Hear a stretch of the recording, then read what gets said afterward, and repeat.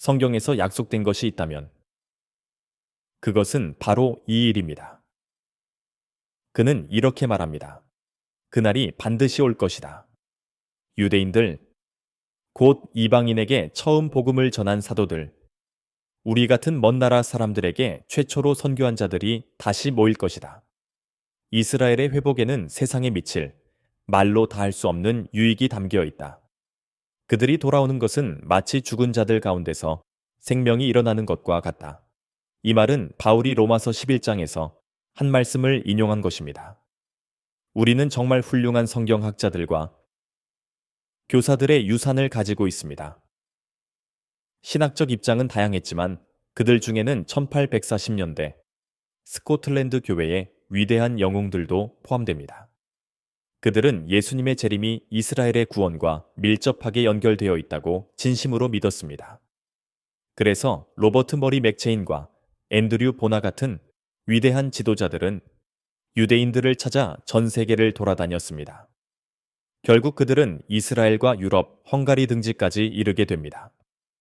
그들이 그렇게 유대인을 찾으러 간 이유는 로마서 11장에 말한 바와 같이 온 이스라엘이 구원을 받을 것이라는 말씀을 그들이 진심으로 믿었기 때문입니다. 그들은 온 이스라엘이 어디에 있는지를 알아야 한다고 생각했고 그들은 온 세계에 흩어져 있었습니다. 이 위대한 스코틀랜드 개혁자들은 유대 민족이 예수님의 재림의 열쇠라고 믿었습니다. 이제 여러분이 성경을 가지고 있다면 마태복음 23장을 펴주시기 바랍니다. 그곳이 오늘 우리가 살펴볼 첫 번째 본문입니다. 마태복음 23장입니다. 여기에서 예수님 히브리 이름 예슈아를 언급할 때 저는 그 이름을 병행하여 사용하겠습니다. 예슈아는 하나님은 구원이시다 라는 뜻의 아름다운 이름입니다. 제가 37절부터 읽겠습니다. 이것은 제가 줄의 끝이라 부르는 구절입니다. 예슈아에게 이 순간은 매우 긴장감 넘치는 시간이었고 그분을 사랑하는 저에게도 큰 고통을 주는 장면입니다. 왜냐하면 이 장면은 예수님께서 유대 지도자들에게 계속 거절당하고 또 거절당하고 결국 그들과 얼굴을 마주한 채 정면으로 진리를 선포하시는 장면이기 때문입니다. 여기서 예슈아는 이렇게 말씀하십니다. 예루살렘아 예루살렘아 선지자들을 죽이고 내게 보내심을 받은 자들을 돌로 치는 자여 암탉이 그 새끼를 날개 아래 모음같이 내가 너희 자녀를 모으려 한 일이 몇 번이더냐 그러나 너희가 원하지 아니하였도다. 마태복음 23장 37절. 이 구절은 역사를 통해 많은 교회들이 유대인에 대한 증오와 반유대주의를 정당화하는 데 사용해 왔습니다. 하지만 그것은 잘못된 것입니다. 우리가 이해해야 할 것은 이 말씀은 유대 메시아와 유대 지도자들 사이에 가족 내 갈등이었다는 사실입니다. 예수님이 반유대주의자라면 스스로를 미워하셨다는 뜻이 됩니다. 말이 안 되죠. 그러니 이 본문은 반유대주의와 아무 관련이 없습니다. 오히려 예수님은 이사야, 예레미야, 에스겔 같은 위대한 예언자들과 마찬가지로 정직하게 말씀하신 것입니다. 이것이 너희가 한 일이다. 그러나 하나님이 너희를 버리셨다는 뜻이 아니다. 교회가 너희를 대신하게 되었다는 뜻도 아니다. 하나님은 여전히 너희를 영원한 사랑으로 사랑하신다. 하지만 너희가 이 일을 한 것은 사실이다. 너희는 선지자들을 죽였고 보냄을 받은 자들을 돌로 쳤다. 그리고 이어지는 말은 믿을 수 없을 정도로 자비롭고 사랑이 가득합니다. 마치 아버지처럼, 아니 할아버지처럼 느껴지는 사랑입니다. 내가 암탉이 그 새끼를 날개 아래 모음같이 너희 자녀를 모으려 했지만 너희가 원하지 않았다.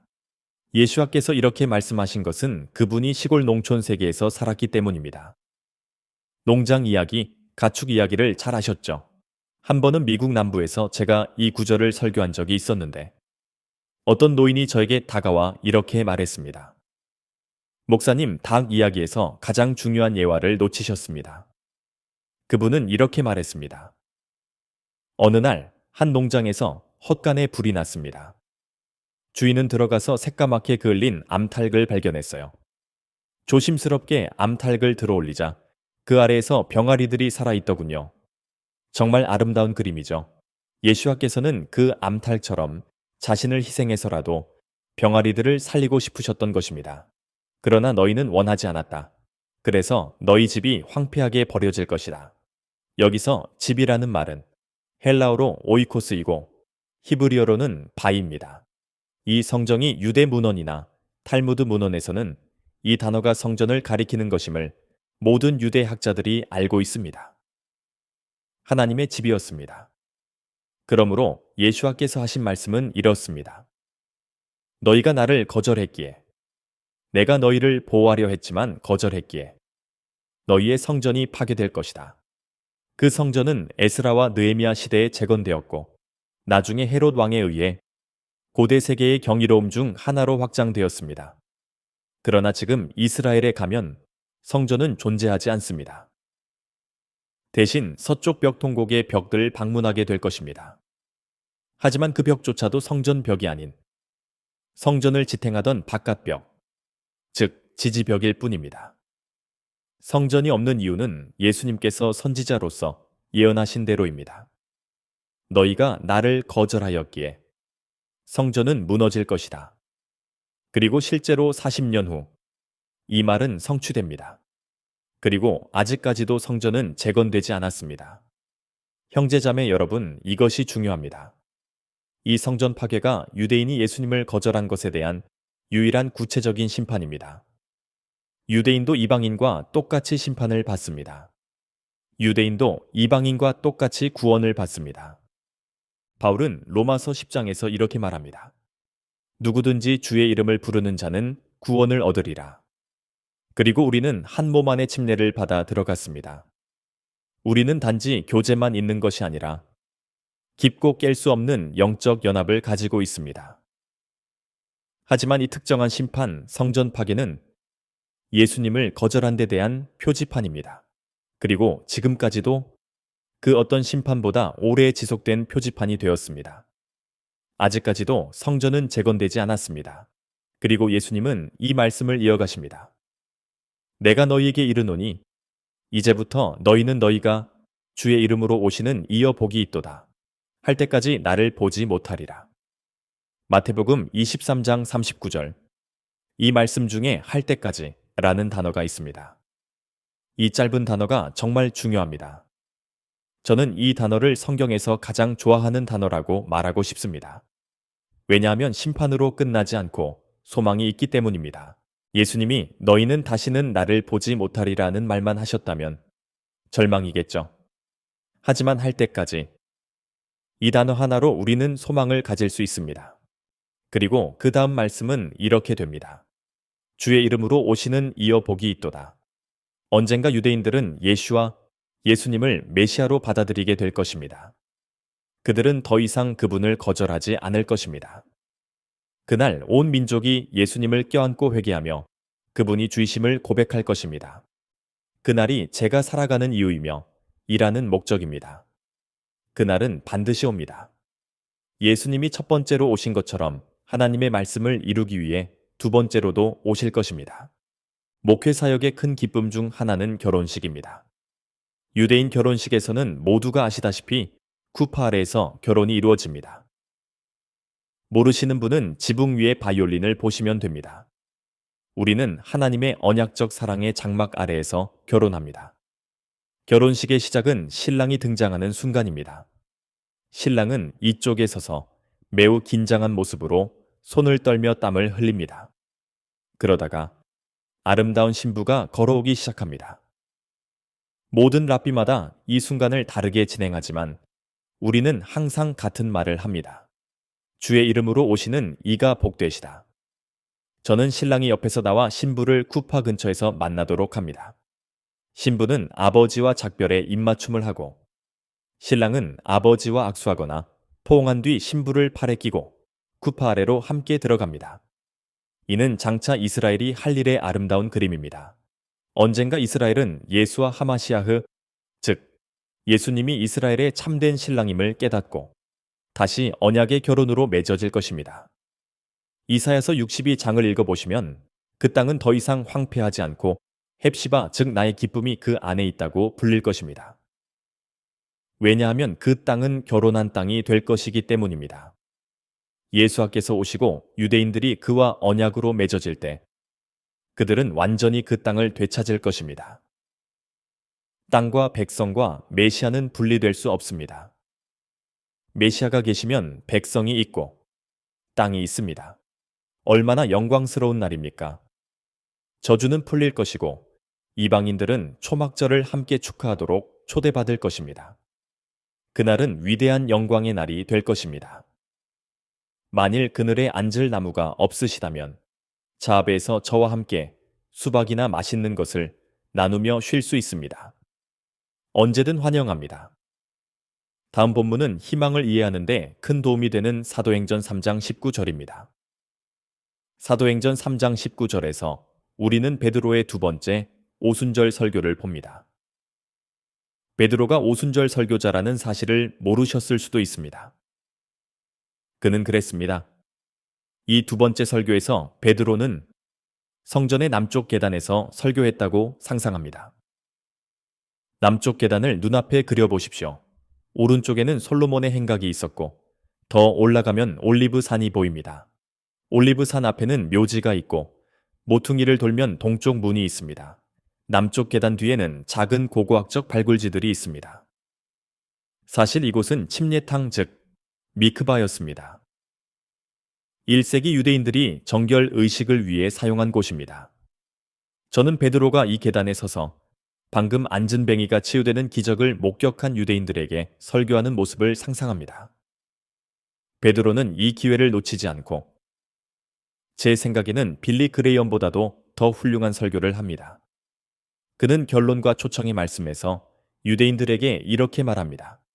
그러므로 회개하고 돌아오라. 이 말씀에 대해 깊이 생각해 볼 수 있습니다. 이는 매우 독특합니다. 보통 누군가가 예수 메시아를 믿음으로 나올 때 우리는 죄를 회개하라고 말합니다. 아는 죄를 회개하라고 합니다. 우리가 모르는 죄도 많지만 말입니다. 그러나 베드로는 이사야나 예레미야 같은 구약 선지자처럼 말합니다. 그는 회개하라고 말합니다. 헬라어로 메타노이아, 즉 마음을 바꾸라는 뜻입니다. 그리고 돌아오라고 합니다. 이것이 핵심입니다. 단순히 마음을 바꾸는 것이 아니라 마땅히 해야 했던 일을 다시 시작하는 것입니다. 선지자들이 외쳤던 슈바 즉 돌아오라는 외침입니다. 무엇으로 돌아오라는 것입니까? 아브라함, 이삭, 야곱의 하나님과 그의 토라로 돌아오라는 것입니다. 회개는 마음에서 일어나지만 발로도 이루어집니다. 방향을 바꿔 하나님께서 원하시는 일을 시작하는 것입니다. 베드로는 이렇게 말합니다. 회개하고 돌아오라. 그리하면 너희 죄가 씻겨질 것이요. 너무 아름답습니다. 죄가 씻겨진 느낌을 아십니까? 저도 제 죄가 씻겨진 것을 느낍니다. 그리하면 주의 임재로부터 새롭게 하는 때가 올 것이요. 많은 이들이 여기서 멈추고 예수님을 구주로 영접할 때 이런 경험을 한다고 말합니다. 맞습니다. 대체로 맞습니다. 하지만 완전한 설명은 아닙니다. 저는 매우 불량한 유대인 소년이었습니다. 카메라 앞에서 제 죄를 고백하지는 않겠습니다. 제 딸이 변호사인데 제 죄 중 일부는 분명 불법이었다고 말했습니다. 예수님을 영접했을 때 제 마음에서 수치와 죄책감이 사라졌습니다. 예수님께서 저를 구원하시고 깨끗하게 하셨습니다. 누군가는 미치 예수님 없이 오늘 어디에 있었겠습니까? 라고 묻습니다. 다들 제가 목회는 하지 않았겠지만 좋은 유대인 소년으로 변호사나 의사가 되었을 겁니다. 라고 대답하기를 기대합니다. 저는 공학자는 절대 못 됐을 겁니다. 그런 재능은 없습니다. 하지만 솔직히 말하면 19살에 예수님을 영접하지 않았다면 저는 죽어서 지옥에 있었을 것입니다. 저에게 구원은 전부였습니다. 이것이 우리가 전하는 메시지입니다. 새 생명과 자유를 얻을 수 있습니다. 예수님은 우리를 자유롭게 하시고 깨끗하게 하십니다. 하지만 베드로가 말한 것은 이것만이 아닙니다. 본문을 보십시오.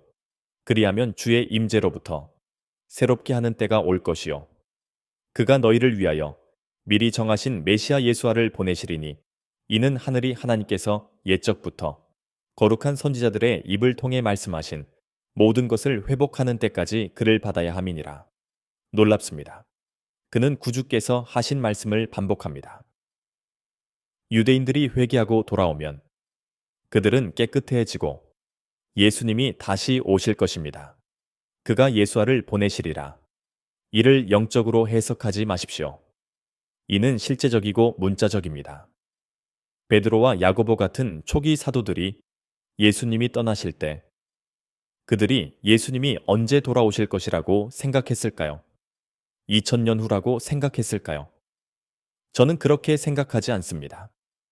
그들은 오늘날 살아있다면 하늘에 계시겠지만 그들에게 물어보면 주님의 오심이 이렇게 오래 걸릴 줄 몰랐다고 말할 것입니다. 주님의 오심은 언제나 임박해 있습니다. 우리는 문을 나서며 샬롬 만나서 반갑다는 주님의 음성을 들을 준비가 되어 있어야 합니다. 그래서 기지선다 복음을 전하는 일이 시급합니다. 그는 언제든 오실 수 있습니다. 시간이 없습니다. 베드로는 예수님과 같은 생각을 합니다. 당연하지 않습니까? 예수님의 재림의 열쇠는 유대인들의 회개와 돌아옴, 그리고 구주에 대한 믿음에 있습니다. 명백합니다. 이 일이 언제 이루어질까요? 이스라엘을 사랑하고, 유대인들을 사랑하며, 성경을 사랑하고, 유대적 관점에서 성경을 보는 우리 같은 사람들에게는 스가랴 선지자를 사랑하지 않습니까? 제가 들은 최고의 강의는 파인버그 박사의 스가랴 강의였습니다. 젊은 분들은 그를 만나지 못해 아쉬울 것입니다. 그는 스가랴 주석을 훌륭히 썼습니다. 유대인 학자였죠. 스가랴의 이름은 하나님이 기억하신다는 뜻입니다. 말일에 하나님은 유대인들과의 언약을 기억하실 것입니다. 그는 결코 잊지 않으십니다. 스가랴서 12장 9절부터 읽겠습니다. 그날에 내가 예루살렘을 치러 오는 모든 민족을 멸하려 하리라. 미국이나 한국 도엘반 미국의 대만 일본이 거기 없기를 바랍니다. 이스라엘은 동양을 사랑합니다. 제가 동양인이었다면 유대인 선교가 훨씬 쉬웠을 것입니다. 그들은 저에게 자연스럽게 다가왔을 것입니다. 그날의 민족들이 예루살렘을 치러 올 것이지만 하나님께서 거룩한 목적으로 택하신 나라를 멸하지 못할 것입니다. 하나님께서 보호하시는 것을 사람은 멸할 수 없습니다. 선지자는 말합니다. 내가 다윗의 집과 예루살렘 거민들에게 은혜와 간구의 영을 부어 주리니 그들이 그 찔린 나를 보고 외아들을 위하여 애곡하든 그를 위하여 애곡하며 맏아들을 잃고 통곡하든 심히 통곡하리라. 민족들이 유대인들을 멸하려 할 때 유대인들이 하나님께 부르짖어 천사들이나 천사 같은 이스라엘 방위군이 오는 대신 군사적 문제의 영적 해결책이 주어집니다. 그 영적 해결책은 성령입니다.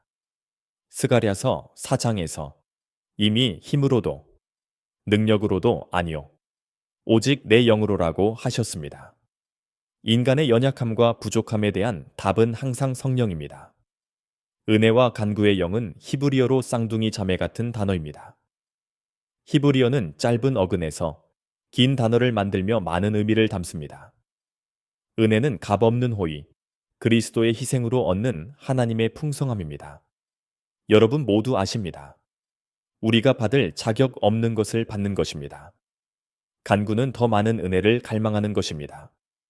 우리가 실패하고 심판받아 마땅할 때 하나님께서 은혜와 친절로 대해주시면 어떤 느낌입니까? 저는 녹아내립니다. 은혜는 더 많은 은혜를 갈망하게 합니다. 그들은 그 찔린 이를 바라보고 회개하기 시작합니다. 이 구절에는 독특한 점이 있습니다. 저는 뉴욕 출신입니다. 우리는 독특한 언어와 문화를 가졌습니다. 저는 신학교에서 영어 문법을 배웠습니다. 그리스어와 히브리어를 배우느라 고생했지만요. 나는 1인칭입니다. 맞습니까? 내가 다윗의 집과 예루살렘 거민들에게 은혜와 간구의 영을 부어 주리니 그들이 나를 보리라. 하나님과 나는 같은 분입니다. 제가 한 젊은 랍비 후보생과 복음을 나누던 때 그는 히브리 유니온 칼리지에서 공부 중이었습니다. 제 아내도 그곳 졸업생입니다. 우리는 그를 집으로 초대해 저녁을 먹었습니다. 그는 매우 친절했고 제 아내는 그의 아람어 공부를 도왔습니다. 모두 잘 지냈습니다. 그러다 그가 저를 보며 말했습니다. 도저히 참을 수 없다. 왜 당신 같은 좋은 유대인들이 예수님을 믿는가? 저는 간단하다고 했습니다. 그는 당신은 새 하나님을 믿어야 한다고 했습니다. 저는 아니다. 한 하나님 새 위격이다. 이는 타나크에 나온다고 했습니다. 그는 아니다라고 했고 저는 맞다고 했습니다. 선지서에 나온다고 하자 그는 보여달라고 했습니다. 저는 준비된 선교사였습니다. 우리는 타나크를 펴고 스가랴서 12장을 읽었습니다. 그는 그 구절에서 나는 하나님인 것을 알겠는데 그를 위하여 애곡하리라는 3인칭이라고 했습니다. 그는 저를 보며 이해가 안 된다. 이게 누구냐? 라고 물었습니다. 저는 말해줄까? 라고 했습니다. 그는 괜찮다고 했습니다. 그날이 올 것입니다. 유대인들이 예수 학계로 돌아올 것입니다. 그날은 언제입니까? 첫째, 이스라엘이 그 땅에 돌아와 있어야 합니다. 둘째, 예루살렘이 유대인들의 손에 있어야 합니다. 셋째, 놀랍게도 적들이 이스라엘을 둘러싸야 합니다. 가능할까요? 여러분은 어떻게 생각하십니까? 불가능하다고요? 이스라엘이 그 땅에 있고 예루살렘이 유대인들의 손에 있으며 민족들이 이스라엘을 멸하려 한다면 우리는 재림에서 얼마나 멀리 있습니까? 답은 멀지 않습니다. 우리는 미래를 바라보며 오늘 충실히 그를 섬겨야 합니다. 기도하겠습니다. 주님, 당신의 선하심에 감사드립니다. 당신을 너무나 사랑합니다. 당신의 말씀과 진리에 감사드립니다. 성령으로 이 말씀이 완전히 초자연적으로 역사하여 우리 삶을 변화시키시고 우리가 이스라엘의 거룩한 자와 그의 아들이자 메시아, 기름 부음 받은 구주 예수와의 이름으로 충실하고 성령 충만한 종이 되게 하소서. 감사로 기도드립니다. 아멘.